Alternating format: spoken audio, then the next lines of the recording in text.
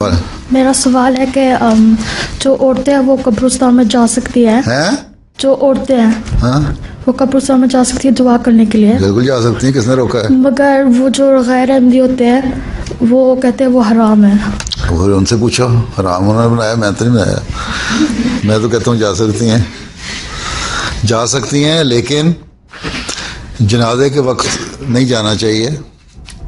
जब तदफीन हो जाती है तो जा सकती हैं। किसी का भाई बाप फौत होता है या खामद फौत होता है तो बीवी जा सकती है उसकी कब्र में दुआ करने के लिए। कहते हैं 40 दिन तक दुआ करनी चाहिए मुर्दे के कब्र के ऊपर। तो उसके लिए औरतें भी जा सकती हैं, बहनें भी जा सकती हैं, बेटियां भी जा सकती हैं, बीवी भी जा सकती है, माँ भी जा सकती है, सारे जा सकते हैं। ठीक है, कोई मना नहीं। लेकिन जनाज़ों पे अवॉइड करना चाहिए, जनाज़ों पे सिर्फ मर्दों को जाएं।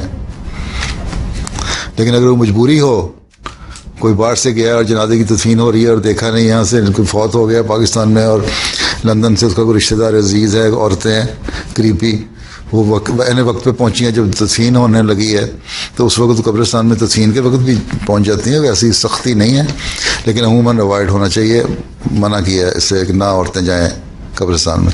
हाँ, दुआ करने के लिए जा सकती हैं। ठीक।